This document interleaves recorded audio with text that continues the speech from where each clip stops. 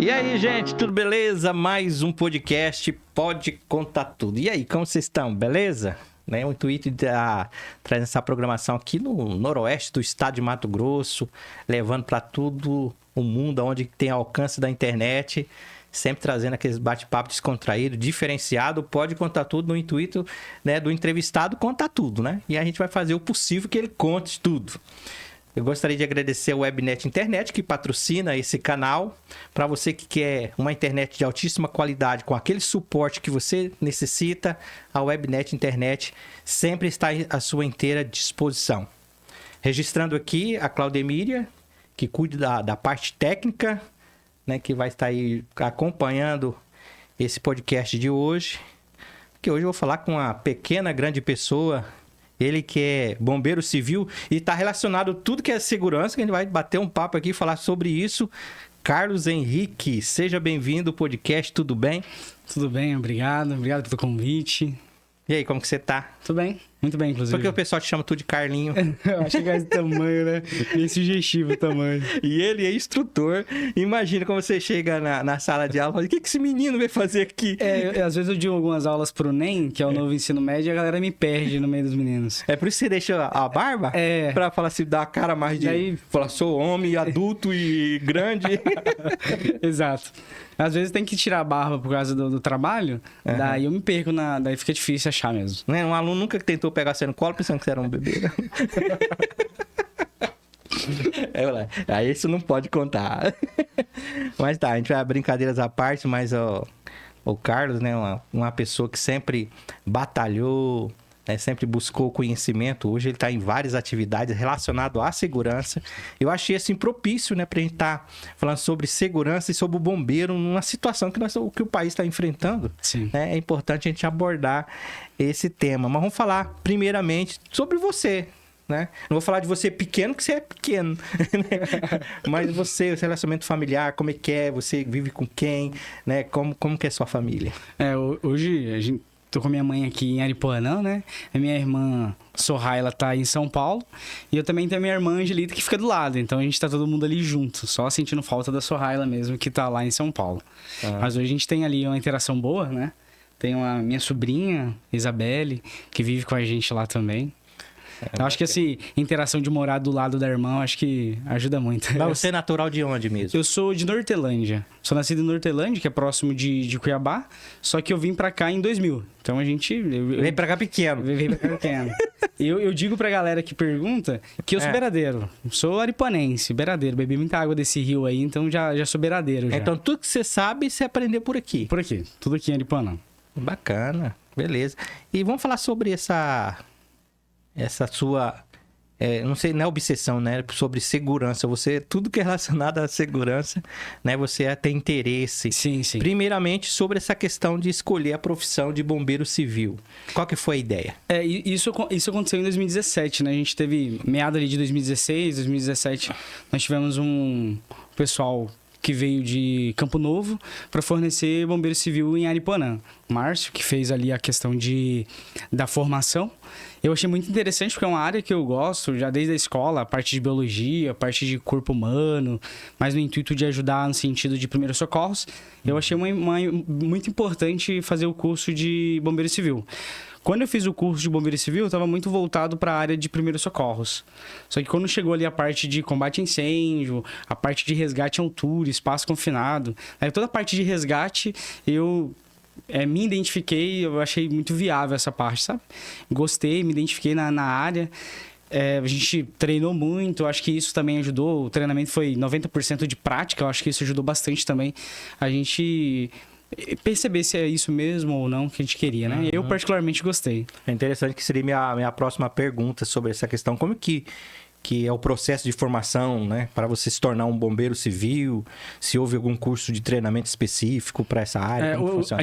Nós tivemos um treinamento para fazer o bombeiro civil profissional. Eu tive mais ou menos média de 400 horas de treinamento, né? De curso. Sendo que 90% desse curso ele era prática, né? Isso aconteceu aqui mesmo na cidade de Aripuanã. Nós tivemos as aulas teóricas e práticas na Escola São Francisco. E O professor, ele também, a gente nos levou em alguns lugares para alguns sítios, chácaras, próximo de cachoeira, para a gente fazer a parte de combate a incêndio, resgate de pessoas em vulnerabilidade em lugares remotos.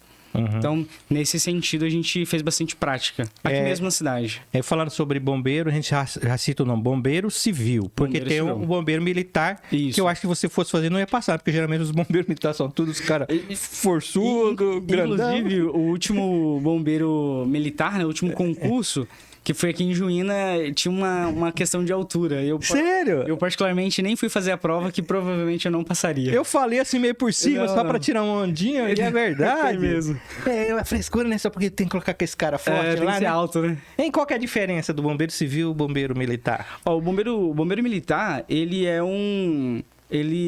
responde ao governo. Mas não apaga o fogo, vocês, né? Ele responde ao governo, né? Então é como se fosse uma polícia militar, só que voltada a Com treinamento específico. Isso, voltado para prevenção, combate a incêndio, resgate. Então ele é mais pro governo, mais disponibilizado para a população.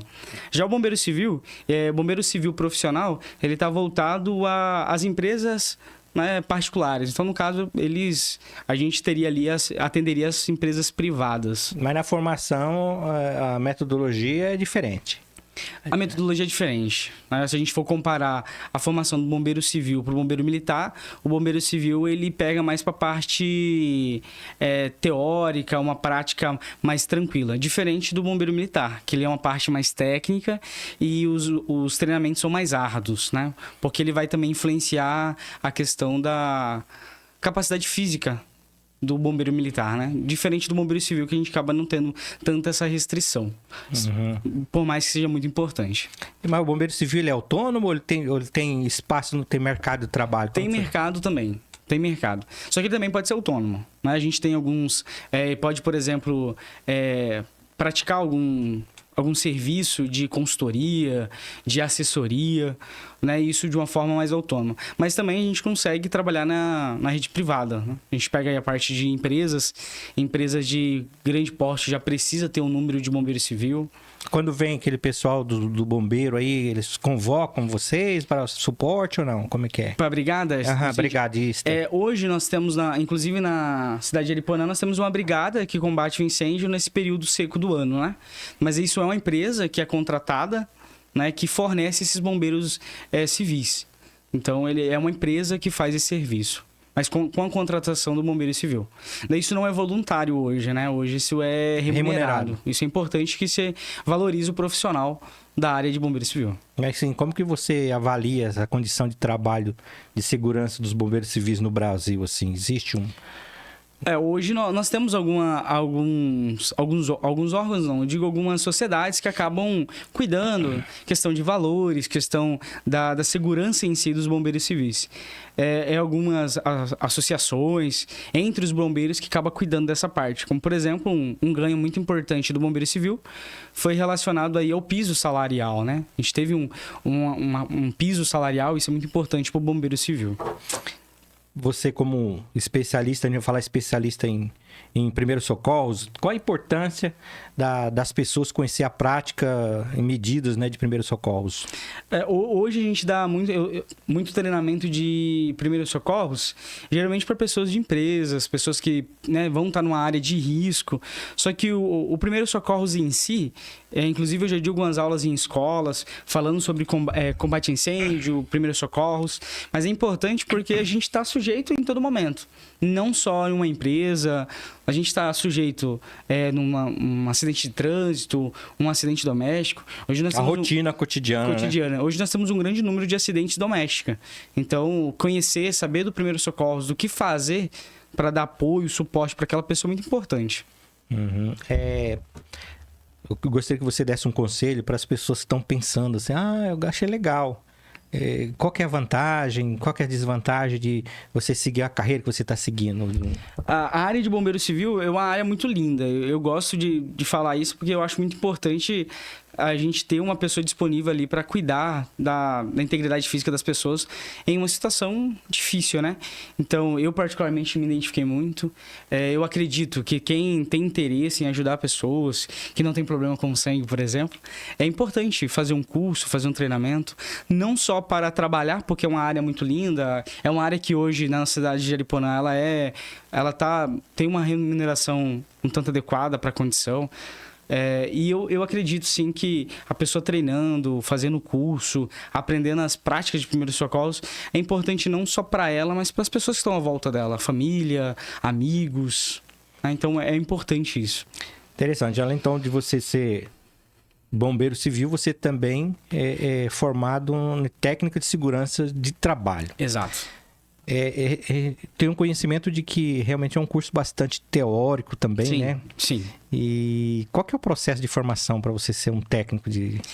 Hoje nós temos uma formação técnica, né? Geralmente aí mais ou menos 1.200 horas para formação. Inclusive nós temos essa formação em Aripuanã. É uma parte, ela voltada mais para o técnico, mais para o teórico, para entender exatamente como que as coisas funcionam. Então, o técnico de segurança do trabalho, ele sempre está com um passo à frente em relação ao risco. Né? Então, quando você tem um técnico, por exemplo, numa empresa, ele sempre está olhando além, à frente. Né? Porque as pessoas... Vem prevenção. Prevenção. Né? O técnico de segurança hoje ele tem que trabalhar com prevenção. Prevenção, conscientização, porque não adianta só saber a metodologia de prevenir, só que as pessoas que estão à minha volta não conseguir executar. Então, tem que conscientizar esse pessoal para que eles consigam ter a prevenção, conseguir seguir tecnicamente o que foi determinado. Por exemplo, a pessoa trabalha num lugar insalubre, né? O técnico ele tem o óleo clínico de estar explicando para a pessoa o que ela deve fazer. O que ela deve fazer. Para prevenir um acidente. Um acidente ou uma doença, né? A gente fala muito do acidente, mas também a gente tem as doenças ocupacionais que acabam influenciando na vida do indivíduo que está à frente de serviço, né? E hoje nós temos as normas regulamentadoras que nos embasa. Então, hoje o técnico de segurança, ele é embasado em relação às normas regulamentadoras. É claro que tem outras documentações que também influenciam, como, por exemplo, as NBRs. Mas o que norteia o técnico de segurança do trabalho são as normas regulamentadoras. E qual que é a função principal dentro de uma empresa, né? A gente vê muito falar, às vezes, muito empresário não entende qual que é a função principal de um técnico de trabalho tem que estar inserido dentro da empresa. Isso é para cumprir a legislação, como eu disse, a norma regulamentadora ele fala, em alguns casos depende da empresa, da obrigatoriedade de um técnico de segurança, só que para o benefício para a empresa, né? Hoje nós temos aí um grande número de acidentes dentro de empresas e isso é ruim. Tanto para o acidentado, como para a empresa que arca por alguns custos desse acidentado, perde uma mão de obra, e também o governo, que acaba gerando custo para o governo também. Mas para a segurança do trabalho voltado a uma empresa, é garantir que os seus funcionários trabalhem de forma certa, conforme a legislação, e previnam os riscos. No sentido que ele não vai se acidentar, não vai se adoecer. Hoje o intuito do empregador, que seria o empresário, é contratar uma pessoa sadia, saudável, manter ela saudável no seu mercado, né, no momento ali para sua empresa, mas também entregar ela novamente para o mercado de trabalho também sadia, também saudável. E também tem a questão de sair mais barato também, né? Exatamente. Você ter uma equipe treinada, vai evitar de ter muito acidente e dar dor de cabeça para o empresário. E a prevenção de acidente, ela não envolve só pessoas, mas ela também envolve a danos a materiais, a equipamentos. E isso para a segurança do trabalho é muito importante. Para o empresário, você ter uma pessoa treinada que vai cuidar do seu equipamento, que vai fazer da forma correta, sem danificar a estrutura do equipamento, toda a parte, né, que seria ali de uso, é importante que isso a gente acaba tendo aí um retorno financeiro. Você vai deixar de gastar. As pessoas hoje em dia são bastante negligentes, né? Em quase todo setor você encontra pessoa com negligência. Como que se lida com as pessoas que têm aquela resistência, né, de usar os equipamentos corretos no serviço? Como que vocês agem para haver um conflito ali? Falar, tem que usar essa é uma parte muito importante para o técnico de segurança do trabalho, que foi a época em que o técnico de segurança do trabalho ele trabalhava com fiscalização. Que ele fiscalizava se as pessoas exerciam a segurança do trabalho. Só que hoje, num conceito, né, um conceito mais humanizado, O técnico de segurança hoje ele trabalha com conscientização. Então entra mais na parte de entrar mesmo na cabeça do indivíduo, fazer ele entender o quão isso é benéfico para ele, que isso não vai só ajudar a empresa, mas sim também a ele, o colaborador. Então a gente trabalha mais na parte da conscientização. Por mais que está voltada à cultura, que é difícil você acabar mudando isso, mas é o que a gente chama de efeito formiguinha, né? É você ser constante. Sempre está orientando, sempre está conscientizando e colocando... A gente fala muito, a instrução de segurança, que o técnico de segurança do trabalho, ele está entre o empregador e o empregado. Ele representa o empregador, mas também representa o empregado. Só que o técnico de segurança do trabalho, ele tem que defender o lado mais fraco da moeda. Se a gente for comparar o empregador para o empregado, o lado mais fraco da moeda é o empregado. Uhum. Então, o técnico de segurança ele tem que estar junto, colado com o funcionário, com o colaborador, para mostrar que ele está ali exatamente por ele, que é o intuito, né? Hoje a prevenção de acidente envolve principalmente o colaborador. Qual que é a importância das NRs na sua profissão? As normas regulamentadoras, as NRs, né? Elas foram... As primeiras 28 foi fundada ali em 1978. Então, tem um tempo bom, né? Um tempo aí... Teve um amadurecimento dessas normas. E o que são as normas regulamentadoras? São o governo regulamentando como deve ser o trabalho dentro das empresas. Para garantir, então, que o novo funcionário ele seja seguro. Ele esteja seguro, né?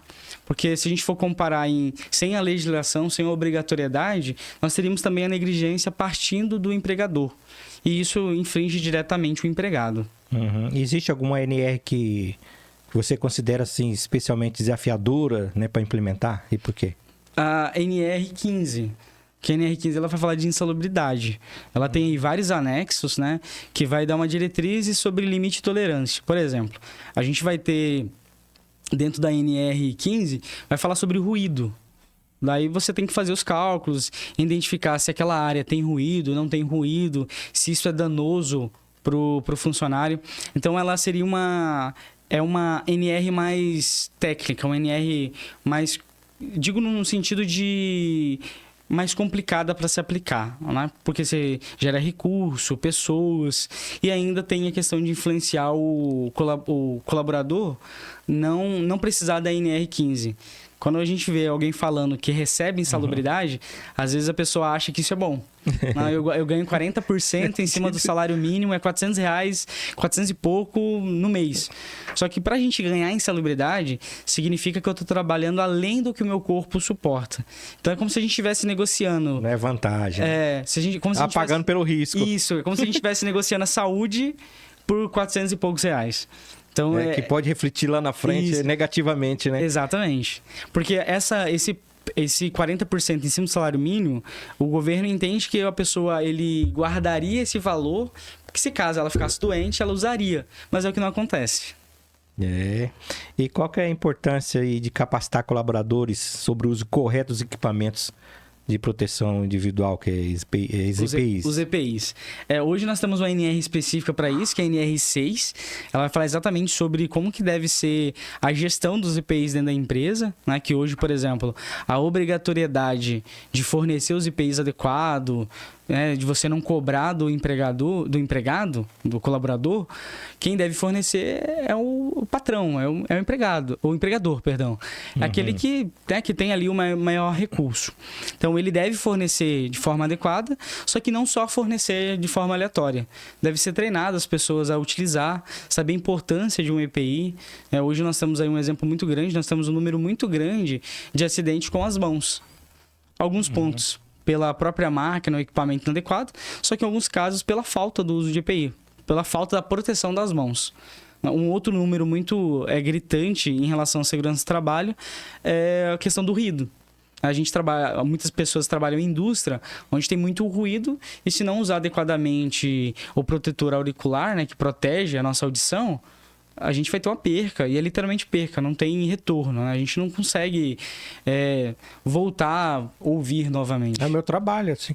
DJ, radialista, usa muito fone de ouvido. Muito fone de ouvido. Aí, de repente, você tá aumentando o volume pensando que tá para compensar, aí quando você vê, você tá usando já muito... Já tá tendo perca, né? Uhum. E é importante a gente salientar isso, que as pessoas devem cuidar da sua saúde, e uma das formas, é claro que não é só essa, mas uma das formas para proteger em relação aos riscos é os EPIs.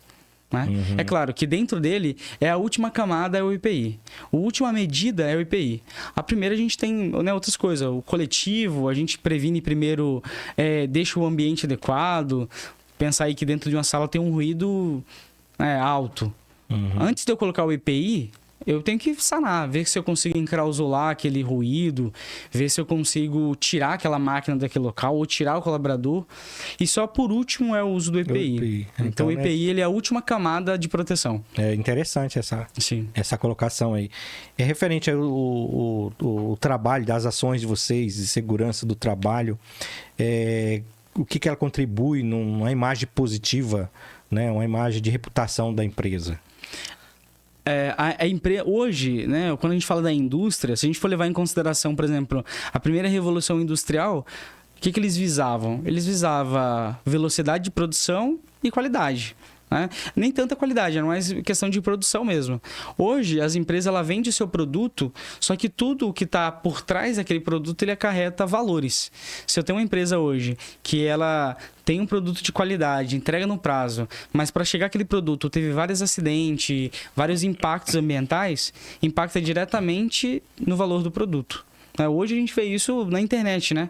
As pessoas deixam de comprar de empresas que não ligam para a segurança do seu funcionário, para empresas que usam mão de obra escrava, né? Ou ali mão de obra infantil. Então acaba sendo tirada do mercado de trabalho, né? A questão da venda, do comércio. Então para a empresa manter esse profissional, prevenir os acidentes, isso melhora a reputação da empresa, mostrando que é uma empresa séria, confiável. Né? Então, se você tem uma empresa que você tem uma rotatividade grande de funcionário, porque o funcionário está se machucando dentro da empresa, vai chegar um ponto que ninguém mais quer trabalhar nessa empresa. Ninguém mais vai querer comprar dessa empresa. Então, um ponto importante em relação a isso é que a gente melhoraria ali a condição do funcionário, consequentemente também qualidade, entrega e a reputação da empresa. Para as pessoas que moram em cidades pequenas, que não têm condição de às vezes sair do município para fazer um curso superior, você indicaria que a pessoa fizesse um curso técnico? Curso técnico. Hoje principalmente nesse segmento. Isso. Hoje a empregabilidade do técnico, inclusive o técnico de segurança do trabalho, ele está em falta, falta de mão de obra no mercado.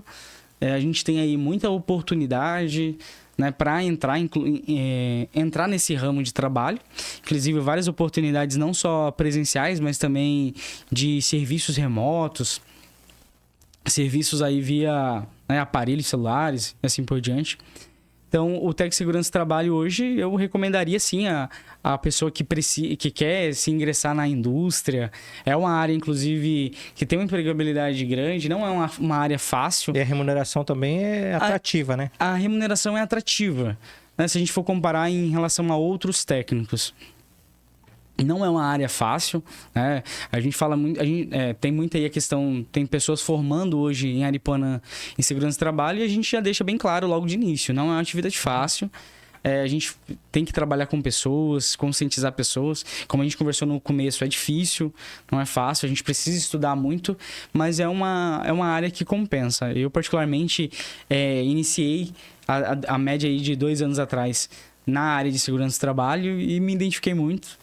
Recomendo aí pra galera estudar, por mais que não vai executar a atividade como técnico de segurança, mas às vezes já tem uma formação e quer implementar segurança do trabalho, sim, É igual no seu caso, né? Você é um instrutor hoje do Senai, né? E qual que foi a trajetória, né, para você chegar até o Senai? Não foi pelo tamanho, não, né? Não, foi não. Eu tava enrolado. Tudo pelo tamanho, eu tava enrolado. Como que foi essa trajetória para tu chegar até ser instrutor? Ao início da indústria, né? Eu entrei na indústria como bombeiro civil em 2018. Logo quando as empresas começaram a chegar em Aripuanã com a mineração, eu iniciei em 2018. Novembro ali de 2018 eu comecei como bombeiro civil. Trabalhei numa empresa, daí dessa empresa eu migrei para outra empresa na mesma área, né, no mesmo local, só que a gente tinha um outro segmento, que inclusive é a empresa que construiu hoje a planta de beneficiamento da mineradora, né, em Aripuanã. Depois passei diretamente para uma empresa terceirizada, direto para a mineradora. E isso, né, até aí 4 anos como bombeiro civil. Quando eu saí da empresa, né, eu já estava ali um pouco estagnado, acho que eu precisava um pouco mais de estudar um pouco mais, me desafiar mais. Eu acabei saindo dessa empresa e falei, vou demorar ali uns 30 dias para me organizar, estudar mais um pouco para voltar novamente para o mercado de trabalho. Já estava com a formação técnica, só que com 2 dias ali já fui chamado para prestar um treinamento de NR35, trabalho em altura dentro do Senai, para um trabalho que a gente chama de extra-quadro, que não é contrato, né? Você não está por CLT, mas você vai lá e faz um serviço. Daí eu fiz esse treinamento, daí me chamaram mais uma vez, fiz outro treinamento, até que fechei um contrato ali de 3 meses. Daí fiz um contrato de 3 meses, comecei a dar os treinamentos dentro do Senai, daí até que veio a prova, fez um seletivo, né? Para mim ser efetivado. Então, com 3 meses ali, eu tive a prova, passei na prova, passei pelas entrevistas e agora hoje eu sou efetivo do Senai. Ah, que bacana. Eu, como educador, eu sei como é que é a vida de um instrutor, que é a mesma coisa de professor. Sim, sim. Quais são as metodologias de ensino que você utiliza para tornar as suas aulas mais atrativas e mais eficazes? Hoje o Senai tem uma metodologia diferente, né? Ele tem uma metodologia própria, mas assim, a questão das práticas voltadas dentro de sala, eu acredito que seja muito individual, vai de pessoa para pessoa, como que ela gosta de passar. Eu já gosto de passar um pouco mais dinâmico, mais prática. Eu gosto de fazer algumas metodologias meio, sabe, que acaba impulsionando o aluno a pensar. Eu acabei tirando aquela parte de conteudista, né? Que você jogar um monte de conteúdo e pensar que o aluno ele vai absorver tudo aquilo. Hoje a gente já trabalha mais com a metodologia de fazer o aluno buscar esse conhecimento, impulsionar o aluno a pensar, resolver problemas, mais voltado a ele andar com as próprias pernas, em vez de você mastigar aquele tanto de conteúdo e entregar para ele se virar com aquilo. Então, nesse caso, as práticas se tornam essenciais no aprendizado. Isso. Assim, a gente também faz algumas metodologias diferentes, eu particularmente, algumas metodologias na parte teórica, como eu costumo dizer muito, a gente vai lembrar lá do ensino fundamental. Em vez de quando para trabalho para técnico de segurança de trabalho ou para algum curso voltado à segurança de trabalho, eu coloco uma cruzadinha, coloco um caça-palavras, para que eles resolvam alguns problemas em relação àquilo. A gente também tem tem disponível no mercado de trabalho aí, inclusive de forma gratuita, uma parte dela, o Kahoot, que é uma plataforma de quiz. A gente acaba criando ali um quiz, joga para os alunos, eles entram em competição entre eles, tem que pensar rápido, tem que resolver soluções, gerar soluções rápidas. Então isso eu acredito que instiga o aluno a ser protagonista do aprendizado, né? E a gente fica mais como mediador, impulsionando que ele alcance o conhecimento. E qual que é a NR que para ensinar ela é mais complexa, para você passar para tem uma NR que eu gosto muito de passar ela, que é a NR33, é espaço confinado. Ela é muito complexa no sentido assim, ela tem muita parte, ela tem muita documentação, ela tem várias etapas, né, para a execução de um trabalho de forma segura, só que eu gosto. É uma das NRs que eu mais me identifico para apresentar. Outras NRs é um pouco mais técnica, mais complicada para passar. Por exemplo, o NR17, que está relacionado à ergonomia. Né, para você ensinar um colaborador, a questão da ergonomia, varia de corpo para corpo, de posição para posição, de qual atividade que ele executa, então ela é um pouco mais complexa. Mas assim, questão de conteúdo, NR33. Para os empresários aí que tá assistindo, né, nesse bate-papo, o que a empresa poderia fazer para valorizar o trabalho do segurança do trabalho hoje? É uma boa pergunta. Muito boa mesmo. Em relação a valorizar? O que deveria fazer, por exemplo, né? Porque hoje, como eu te disse no começo, né? Tem muitas empresas ainda que não acreditam muito, não acha necessário, né? Não é que não acredita, não acha necessidade. Eu acredito assim, que um passo importante para ele entender o quão é importante isso no mercado de trabalho dele é começar com as capacitações dos funcionários. Né, hoje nós temos algumas obrigatoriedades em que o técnico de segurança do trabalho ele vai nas empresas, avalia os riscos e diz para o empregador, para o dono, o que ele deve seguir. Só que para iniciar essa valorização, eu acredito que começaria com formação. Se o empregador hoje, em uma empresa, ele prestar um curso para os seus funcionários, eu acredito que ele vai ter ali um ganho significativo sobre postura, sobre execução de trabalho, sobre atendimento ao cliente. Tudo isso muda a visão do empregado, do colaborador. Então, o primeiro passo para ele valorizar esse trabalho, eu acredito que seria dentro da empresa dele mesmo, capacitando os seus funcionários. Fazendo um curso de qualificação, fazendo um curso sobre o NR, sobre o atendimento ao cliente. Eu acho que investir no funcionário dele em relação à segurança. Eu acredito que ele veria a real necessidade de um técnico disponível para a empresa. Então, para você que é instrutor, né, tem aquela rotina de trabalho, de preparação, de Sim. tudo. Aí tem a parte que você tem de estressar, né? E você pratica atividades no ar livre. Sim. Né? Eu acho que é a parte que você mais se sente mais à vontade de falar. E principalmente do rapel. Sim. Para as pessoas que estão ouvindo a primeira vez a palavra rapel, né? O que é o rapel? Então, o rapel é uma prática, inclusive já tem aí há um certo tempo, importante, né? A gente ressaltar que a gente já tem um tempo o rapel. O rapel, ele é uma prática de você fazer uma descensão, ou seja, descer de algum obstáculo através de corda. Né? Usando algumas técnicas. Hoje nós usamos a técnica do freio 8, que é um equipamento que você aclopa na corda, aclopa em um cinto, né? Que no caso que a gente utiliza é uma cadeirinha, que o indivíduo senta nessa cadeirinha, né, toda encoxodada, presa, e ele faz uma descida controlada. Ele mesmo controla a sua descida. Então, o rapel, ele é toda aquela prática que eu faço de descensão, de descer. Um obstáculo, seja uma montanha, onde que eu desço usando corda. Mas tem que subir também, né? Seja uma tem cadeira. Descer e tem que subir. Tem que aprender a descer e subir, né? Porque descer, como diz o ditado, todo santo ajuda. Todo santo ajuda. E para subir tem que ter outra técnica. Hoje, daí, para descer, a gente usa a prática de rapel e a gente tem outras metodologias. Hoje que nós utilizamos é a trilha. Empurra, desce. Hoje para subir, né, para voltar é a parte da trilha. Mas a gente tem outras metodologias. Pode ser usado escadas para voltar novamente para o piso superior. A gente tem alguns tipos de escadas, né, escadas de corda. Então, rapel é só descer. É só descer. Falou rapel, é descida. Mas como foi a sua primeira experiência com rapel? Como que teve essa ideia? Como surgiu tudo? Isso eu acredito que influenciou muito o bombeiro civil. Quando eu fiz a formação, a gente tem de formação dentro do curso de resgate em altura. Então a gente aprende a subir, aprende a descer com outras técnicas, né? Aprende a resgatar alguém que está preso por uma corda ou que está em um lugar que você não consegue chegar lá por outro meio, só chega por corda.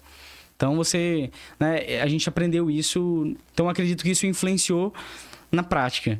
E um outro também que influenciou é em 2017, eu acredito em 2017, 2018 mais ou menos, eu acredito, acho que 2018, veio uma turma de Goiânia para fazer um trabalho em Aripuanã e aproveitou e trouxe cordas e fez a descida na Cachoeira Sal das Andorinhas. Aí você viu que lá... Daí eu vi, conversei com... Dá pra descer sem ser pular, dá pra descer.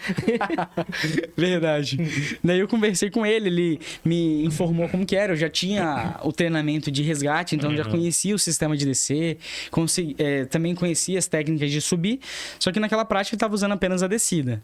Daí a gente, né, teve um valor, a gente negociou e ele acabou deixando eu praticar o rapel com eles. Então, acho que foi o meu primeiro momento de contato com a Cachoeira Sal das Andorinhas descendo por corda. E tipo assim, quais os principais equipamentos, né, para praticar o rapel na questão da segurança? Só a corda mesmo? Não. Hoje a gente tem toda uma parte... Capacete? Por trás de toda a descida, a gente tem a questão da prevenção de queda, a prevenção de machucar a corda, por exemplo. Então, a gente, né, cortar a corda. Então, hoje nós temos de equipamento, nós temos cordas para fazer a descida, temos os mosquetões, que é o que conecta a corda em uma ancoragem, temos fitas de ancoragem, que são fitas, né, que ele passa por uma estrutura para fixar. Hoje nós utilizamos no rapel, na Cachoeira Sal das Andorinhas, 2 grandes árvores próximas. Então a gente passa uma fita de ancoragem, né, conecta a corda, daí essa mesma corda ela é conectada a uma outra árvore atrás, por questão de redundância, questão de backup, ter mais uma resguarda, né, mais um ponto ali de ancoragem. Daí a gente também utiliza os EPIs como capacete, luvas. Nós também temos o freio 8, que é um dispositivo que é um 8, né, metálico, que ele faz algumas passagens na corda para controlar a descida, para que a descida ela não seja rápida. Daí a pessoa consegue aliviar a corda pelo aquele equipamento freio 8. Além do medo, né? Quais técnicas que eu tenho que dominar para ser para descer ali naquelas cordas? Para ser participante, para você ir lá e participar, nós temos aí, o intuito nosso mesmo é quem nunca usou, nunca fez. Pra mostrar que é um trabalho seguro. A Cláudia quer fazer.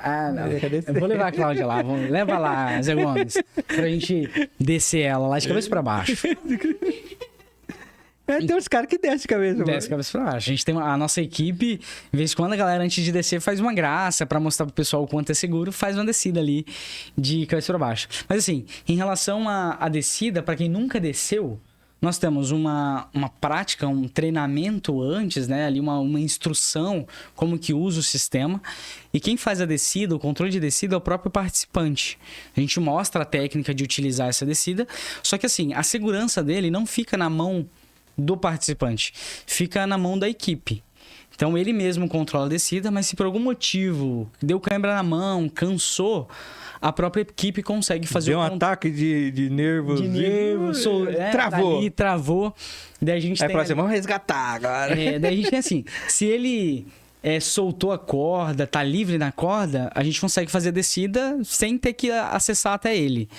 Um rapaz fica no nosso hoje, quem faz a nossa parte de segurança é o Igor, né, nosso bombeiro civil também, mas a gente já tivemos uma galera que me auxiliou no começo, né? Mas você nem precisa de segurança de trabalho, porque todo mundo a gente tem aí o Thales, teve o Divan, que é os meninos que me ajudaram muito, Jamilson, uma galera que acabou ajudando a gente no começo aí, fazendo a segurança. Daí hoje, esse Igor, por exemplo, ele fica com a mão na corda lá embaixo. Se por algum motivo a pessoa soltar a corda, ele mesmo consegue fazer a descida de uma forma segura dessa pessoa. Mas agora, se a pessoa ela travar com as mãos na corda, prendendo o sistema, daí tem que descer. Daí eu faço a descida, né? Entro na cabeça do indivíduo, converso com ele. Aí tem a parte psicológica. Psicológica, claro, né? Você tem que mostrar pro indivíduo ali que vai dar certo. Daí eu acabo pegando a corda e eu faço a descida dessa pessoa. Daí a gente faz um resgate guiado, né? Eu vou junto com a pessoa. Além dessa situação, já aconteceu uma situação mais embaraçosa que você pode compartilhar? Então, assim, hoje, graças a Deus, né? A gente...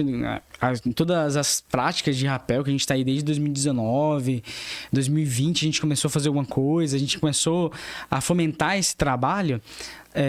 A gente já teve algumas situações de perigo, assim, de que poderia se machucar, mas é mais voltado à trilha. Não é porque as pessoas às vezes escorregam. Só que sobre o rapel, nós não tivemos nenhum acidente. Né? Ninguém se machucou no rapel. E se você não vai com a cara de uma pessoa, vai fazer rapel, deixa ela dar um susto. Dar um sustinho. A sua mãe já desceu? Não desceu. Não desceu? Eu vou fazer ela descer ainda, mas ela não desceu. A sua irmã já? A minha irmã já. Sim.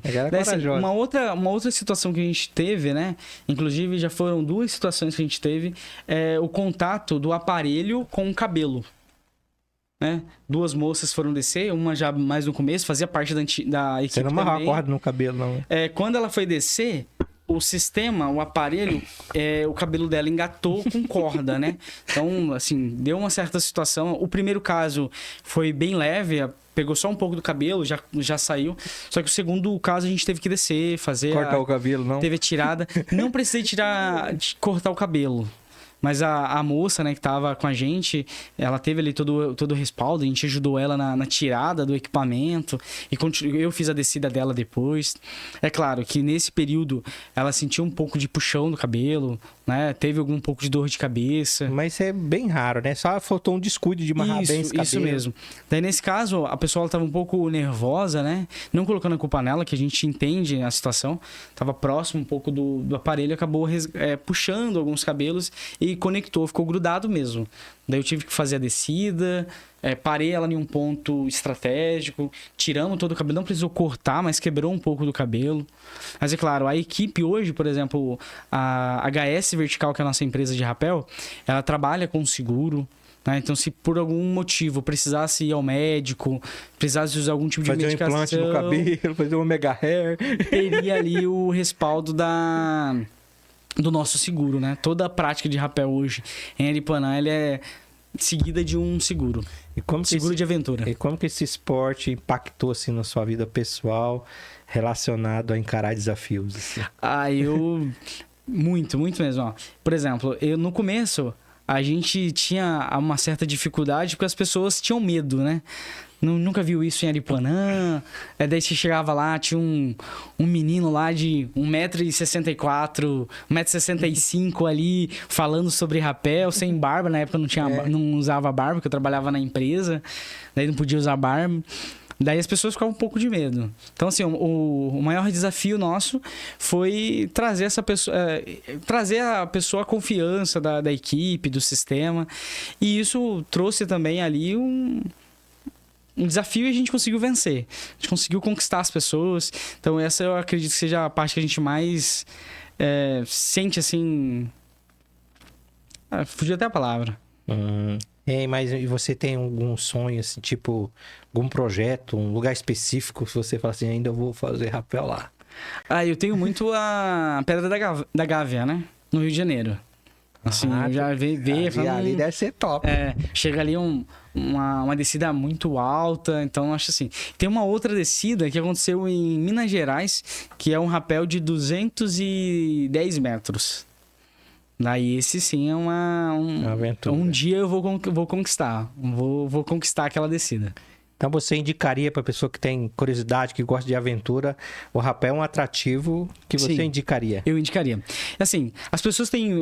geralmente alguns têm medo, né? Mas assim, medo é um ponto importante, é um sinal de alerta, então é importante. É importante na vida da tem gente. que ter medo mesmo. Pra tudo. Você não faz nenhuma...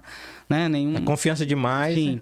Então, nem é bom. Pra quem tem medo, acha que consegue, dá uma passadinha lá no rapel, dá uma olhada como funciona primeiro, olha a nossa descida, olha a instrução de início. Vocês têm site? Hoje nós fazemos tudo pela parte do Instagram. Hoje tem Instagram, tem alguns vídeos demonstrativos. Tem sim. Lá. Hoje no nosso Instagram ele é HS Vertical. Daí nós temos lá vários vídeos que mostram a instrução, inclusive, mostra a descida. Então, para quem tem um pouco de medo, mas tem vontade, vai lá, dá uma olhadinha, conversa com a gente, vê o pessoal descendo e a gente marca a próxima. Provavelmente vai conseguir descer. Tá, beleza. A corda me aguenta, né? Aguenta sim. Pode confiar? Pode confiar. Uma dessa eu vou. A gente teve Porque é vertical, não é horizontal, né? Como você falou, é vertical, é o nome da empresa, é só descida. Só desce. E só descer tudo ajuda. Sim. Mais outra atividade que você gosta, que você pratica em ar livre, que é o paintball. Paintball. O que é o paintball? É um pente com a bola? Faz sentido. Faz sentido, é a junção. Só que dentro do pente tem um monte de bola. Daí a gente vai ter aí, a gente chama de marcador. Né? Marcador é o nome do equipamento. Mas para um conhecimento... Simula uma arma. Uma arma, isso. Daí ela vem ali, o paintball ela vem com o corpo do marcador, vem com um cilindro de CO2 e ele vem com um reservatório, né, de munições, de bolinhas. Então é uma arma que ela tira tinta. Ela tira uma munição 0,68, né, de diâmetro. E ele... de milímetros, né? E ele vai ter ali uma bolinha que tem dentro dela tinta. Então bate na pessoa... Não tem como a pessoa falar que não levou um tiro. Daí já fica uma tinta ali. Geralmente é uma tinta verde, tem tinta rosa, tem um monte de tinta. Cara, eu fico imaginando, eu pratiquei, nunca nem vi praticar, só em televisão. Eu fico imaginando você falando do rapel, deve ser radical, mas o paintball também deve ser, né? É muito. A adrenalina deve rodar solto. Inclusive, a primeira vez que eu fiz o jogo, né? Eu participei de um jogo de paintball, eu fiquei escondido dentro de um obstáculo, fiquei escondido e a galera me achou. Deu uns tiros conseguiu te achar? Você não escondeu mais mesmo assim me na raiz de uma árvore? Abaixadinho, mas me viram. Dava um tiro na proteção e faz um barulho. O coração tava quase saindo na boca. O medo vem que você fala, meu Deus, agora... Imagina você começar e já levar um tiro, tem que sair fora do jogo, assim? Sim, é assim. É assim que funciona? Como que é a dinâmica? A dinâmica é o seguinte, hoje, né, o jeito que a gente joga lá... aqui perto ali do Oasis. A gente divide a equipe em duas. Uma equipe fica no extremo do campo e a outra fica no outro extremo. Daí dispara o jogo, as duas equipes se encontram em confronto. Mas tem obstáculos. Várias barreiras, árvores, barreiras de zinco, madeira. Daí aquele que acertou, foi alvejado em qualquer lugar, levanta a mão, grita morto, sai do campo. É tipo uma competição. Isso. Daí, Mas assim, rola premiação, não? a premiação é você acertar o outro. Mas dá pra fazer um Dá campeonato pra fazer, de dá pra fazer um futebol. campeonato. Legal. É, Daí, a cara. gente já cogitou, mas assim, é algo que dá de fazer sim. Daí as duas equipes, né? Se essa equipe aqui, ela acerta toda essa equipe ganha. Daí a gente já faz aí um auê. Mas tem que sobrar um, né? Uma equipe aqui... E pode sobrar mais do que a outra, né? por exemplo, essa aqui Vão ter que tinha eliminar toda aquela. 5 pessoas, e essa aqui tinha 5. Eu eliminei todas, estou com 3, e essa equipe que ganhou. E a gente vai. Daí a gente também tem um de caça, que daí todo mundo fica fora do campo. Daí uma equipe entra, se esconde no campo, e a outra equipe ela vem buscar essa galera. Se a que tava escondido mata todo mundo aqui, né? Atira em todo mundo aqui, quem tava escondido ganha. Mas esse aqui, achar todo mundo e acertar todo mundo, essa equipe ganha. E assim vai revezando. Mas o que tá escondido tem mais vantagem, né? Tem sim. Mas sim, daí vai revezando. Ah, tá. Uma hora um esconde, outra hora outro esconde. Tá, aí eu quero participar. E como funciona? Tem que comprar equipamento? Não, Como é que funciona? Hoje a gente, tem um campo, né? O campo não é meu, o campo é dos Patriotas, inclusive. Tem uma associação de paintball em Aripuanã, que é os meninos que têm os seus equipamentos, jogam em determinado dia. E o domingo ele fica disponível para mim, né? Eu faço ali, alugo o campo, eu tenho os equipamentos. Então, a pessoa que quer jogar... Só que assim, a gente só não monta equipe. Por exemplo, eu quero jogar, nunca joguei. Eu monto uma equipe, levo lá 6 pessoas, a gente disponibiliza os equipamentos e jogo. Paula mula. Cara, daí geralmente o jogo ele tem uma duração de 2 horas. A gente comentando esse assunto aqui, parece que nem existe na cidade isso, né? Tem na cidade. Tem sim. É uma maneira de estressar, né? Você trabalha a semana toda, final de semana vai dar uns tiros nos outros. Tiros. A gente usa muito... Sem precisar matar e envolver com polícia, né? Nada. Isso. Inclusive, nós temos uma galera que eu atendo, né? Que é uma equipe já formada, que é lá da mineradora. A galera da mesma equipe vem. Daí os meninos já brincam, né? Falou, ó, lá quando a gente tava dando manutenção na máquina que você não me ajudou, a gente resolve no paintball. Daí eles vão lá resolver essa treta. Em vez de xingar o outro, em vez de bater, vamos fazer na brincadeira. O cara que é mais radical, que gosta mesmo do esporte, ele mesmo pode comprar os equipamentos dele. Pode comprar os equipamentos. Do mais simples, mais sofisticado, tem no mercado. Tem no mercado. E, inclusive, pode fazer parte da associação dos Patriotas. É aquela arma dispara quantos bolinhas por...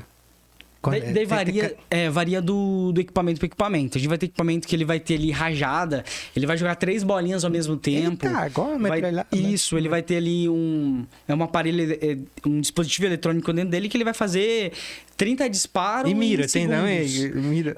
A gente fala muito que a mira é a bolinha. Atirei, a bolinha ficou muito pra baixo, levanta um pouquinho a arma.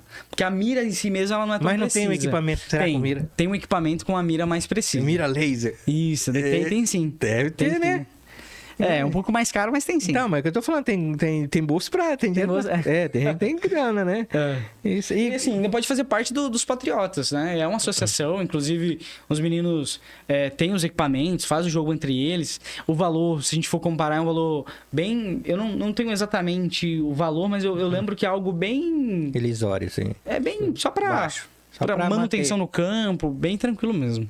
Cara, esporte bacana. E quais são os equipamentos básicos hoje, por exemplo? A pessoa quer, mas quer ter seu próprio equipamento. Daí a arma ou que o marcador, daí eu completo com cilindro, com loader, que é onde coloca as bolinhas, um colete, né? Importante, o colete... Esse cilindro é gás? É gás, é CO2. Aí depois tem que recarregar. Hoje nós temos dentro do campo, né? Nós temos ali um cilindro que é, inclusive, fornecido pelos próprios Patriotas.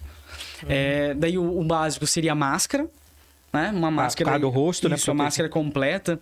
Daí diferente do iSoft, que é umas bolinhas menorzinhas, que protege só os olhos, né?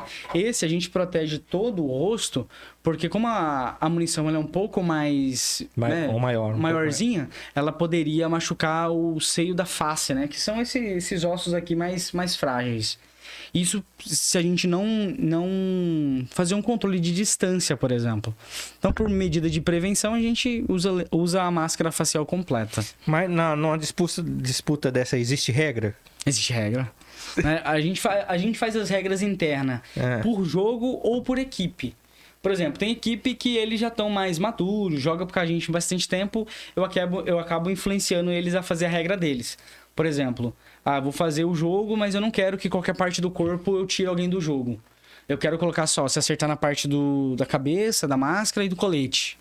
Porque de repente um tiro no braço... No braço, né? Então, assim, mas isso quando a equipe tá madura, ela já tem um tempo com a gente. Daí eu acabo permitindo essas regras. Porque, tipo assim, o cara tem mais experiência, Isso. né? O cara já tem jogando. uma mira mais controlada. Isso. Agora, quando a pessoa, quando vai pro campo, não tem essa experiência, a gente coloca, porque também ainda tem o risco de esconder tiro. Né? Às vezes a bolinha ela não estoura, não joga tinta. Daí o indivíduo fala que não acertou. Então a gente acaba tentando sanar isso primeiro para depois uma bolinha mais pesada que deixa a marquinha. Aí o cara tem que... Daí ele tem que mostrar. Daí tem outras regras. Dentro do campo não pode estar sem máscara. Todo mundo só entra no campo quando tá com máscara. Não pode atirar, né? Usar a arminha fora do campo, sempre dentro do campo. Porque a gente tem outras pessoas em volta, né? Às vezes tá sem máscara. Toda vez que eu sair fora do campo, eu tenho que travar a arminha para ela não dar tiro, sei lá, esbarrar o dedo e dar tiro. Mas tem lugar, só tem que se praticar naquele lugar específico ou ter como fazer por exemplo, numa floresta e demarcar lá? Não, daria de fazer sim. Assim. Só que hoje no nosso jogo a gente tem uma área demarcada e uma área de apoio, né? Um barraquinho, assim, uma cobertura, umas mesas pra galera ficar por ali enquanto espera o jogo. Mas é determinado um tempo, assim, para finalizar ou não? Tem até que eliminar todo mundo? Até eliminar todo mundo. Depende da pressa, depende do quanto a pessoa quer jogar, a gente coloca tempo. Pro jogo ele ser mais rápido. Porque tem equipe que quer fazer aquele jogo mais lento, mais estratégico, né? Agora tem equipe não, que quer chegar e quer chegar atirando. Daí a gente disponibiliza ali um tempo pra impulsionar que todo mundo avance no campo, né? Então, assim, vai muito de quem tá jogando. Mulheres também participam? Joga e, inclusive, muito bem. Tem uma mulherada que quer dar tiro mesmo. Dar tiro mesmo. A gente teve, inclusive, uma turma, inclusive eu conversei com ela agora, a gente teve uma reunião e uma das meninas fez o jogo comigo. Daí eu sei que tinha, assim, acho que 3 meninas e o restante, num jogo de 8, outros 5 eram meninos. E um time ficou com 2 meninas e o outro time com uma menina. Aí todo mundo falou, a gente vai ganhar porque as meninas ficou do outro time. Mas foi totalmente diferente. Eles não esperavam que elas eram tão boas. E elas dominaram mesmo o campo. Você é bom de mira ou não? Não, sou não. A galera... em vez de quando eu jogo com os meninos, né? A galera fala, você é o dono do equipamento, então você é muito bom. Na verdade, não. Eu sou um pouco ansioso. Assim, um pouco impaciente quando fala do jogo em si. Então, eu sou aquele que não gosta de ficar esperando, aquele que fica ali escondido. Eu já gosto de ir pra cima. Daí o que mais leva tiro é o que vai pra cima. Você não é que lá não acertou o tiro, pega um pedaço de pau. E vai lá na cabeça do indivíduo. Ei, mas você não é mais ruim que eu. Eu tô falando pra você, cara. Você sabe, né, que a gente mora no sítio, né, a gente tem um acesso com arma de verdade. Sim, sim. É bem cedo, né? Sim. Os pais da gente estimulam a gente. Sim, sim. Né? Então, meu pai era muito bom de tiro, né? Mas uma negação. Eu não consigo fechar um olho desse. Eu não consigo fechar um. Bem o olho que tinha que fechar, eu não sei. Eu não consigo fechar. Aí eu tenho que segurar com a mão, mas quem que vai atirar?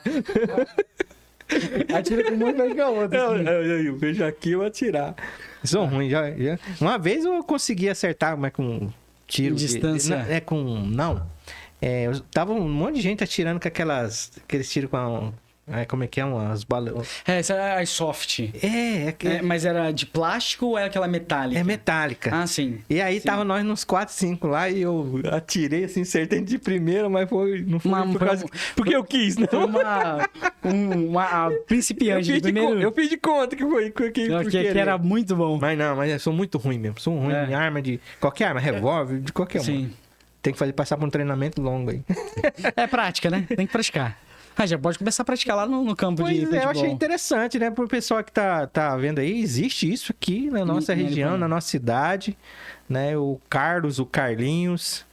Daí a gente também tem o Instagram, HS Paintball. Tem aí o Instagram, pra quem quer ter o conhecimento aí.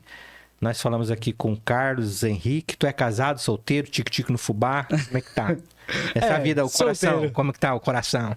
Tá bom? Tá batendo por uma pessoa, mas ainda tô solteiro. Porém, contudo, entretanto, amarrado. Não fica perto de tempo, não. Você sabe que tem os caras que atiram bem aí. Já tu não atira. Eu acho que eu não sou tão bom de tiro, que até agora não foi. Mas tá beleza. Uma figura de pessoa, né, Cláudia? Gostou do bate-papo? Sim. Bem informativo. Carlos é top. É. A gente agradece muito por tu ter aceito esse convite. Eu sei que muita gente vai gostar de assistir. Eu fiquei feliz pelo convite. Quando eu recebi a mensagem, eu fiquei feliz. Então, aí tá aí, ó. O Carlinhos tem muito a ensinar, é um baita de um instrutor, um cara que dedica, um cara que estuda. É desse tipo de pessoa que o Brasil precisa. Valeu? Muito obrigado por ter Muito obrigado pelo Valeu? convite. Obrigado Valeu, mesmo. Cláudia, por ter ajudado a gente aí na parte técnica. Você que acompanhou aqui esse podcast bacana, animado com o Carlinhos. É o Pequena Grande Pessoa que falou comigo. Carlos Henrique, um forte abraço. Muito obrigado. Até a próxima. Valeu. Valeu. Valeu, gente. Tchau.